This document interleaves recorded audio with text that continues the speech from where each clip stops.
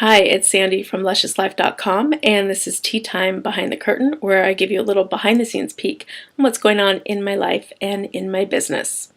And today it is dark and stormy. It's been raining all night and all day, and the creek outside is very, very, very full. Maybe fuller than I've ever seen it. It's not going to flood, but it's definitely been very dramatic. So it's been like the perfect day to cozy up inside with something nice and warm, and I got my fuzzy socks on, and I got my warm tea, and I have my little Christmas tree lights on, and it's been a really great morning. I spent a good chunk of the first part of the day completing a writing project I've been working on, so it feels really good to finish that, to feel good about what I've done, and to get it sent off to where it is going. So that's great. And just taking moments, like as I walk from my office into the kitchen, to appreciate my tree, which has beautiful lights on it. No ornaments yet, but lights. The last few years I've been stretching out my tree decorating. I've been doing it in stages. So, like yesterday, I put all the lights on, and I'm really just appreciating the tree with just the lights on it. And then later on today and this evening, I'll add ornaments, and I've been doing that in stages too. So it's kind of like layering, layering on my ornaments. So the whole tree decorating process the last few years has taken, I don't know, a couple days, a few days sometimes, and I'm liking it. I'm liking it, that slowed down, savoring all of the different stages of the process of creating the tree for the year. It's a good reminder for me that joy comes not only in the process, but in the pauses in the process. And that when it's all done, you have the finished product. You know, my tree will be done and it will be beautiful and I'll love it. And I'm also loving all of these little stages in between, which makes me think, what else could I slow down and savor more? What other things in my life could I not be in such a rush to complete, so that I can let all of the stages breathe a bit and have their little moment of shining? It's something I want to bring more of, as opposed to always rushing towards the deadline. What if it was a slow, meandering walk where I got to stop and appreciate all the different stages?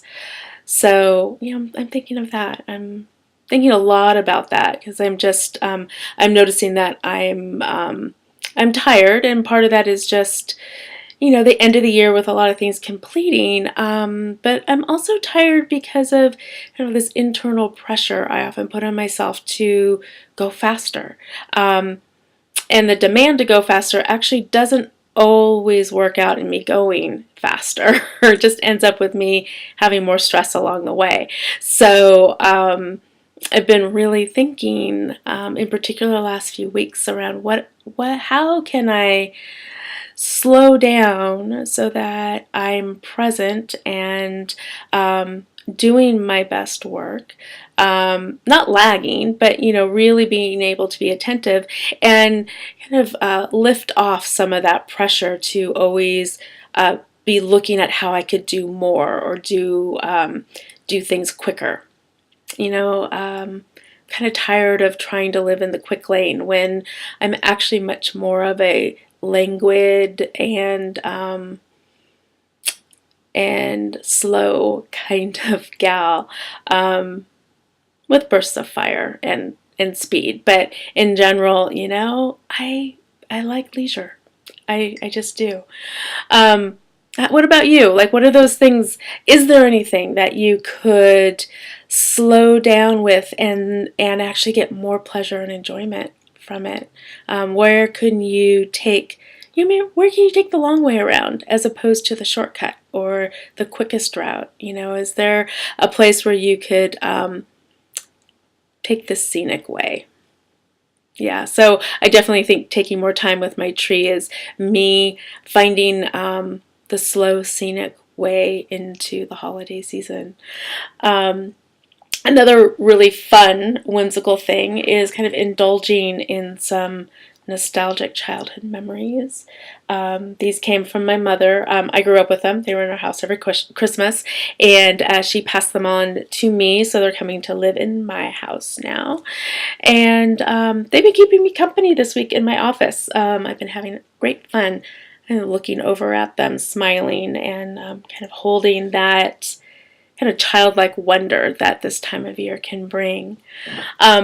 The other thing that's been really great is I've been revisiting an old friend, The Alchemist, one of my favorite books that I actually haven't read in a long, long, long time. But the wonderful and brilliant Chris Auster is doing an e-course on finding your personal legend, and she's basing it on The Alchemist. So it was the perfect thing to get me to pull this off of the shelf and remember why it's been taking space on my bookshelf for so many years. It's just been a great reminder of process and trusting and believing that there is a destiny, that there is a purpose, and that when one listens to the heart and allows the world to speak, we will be guided.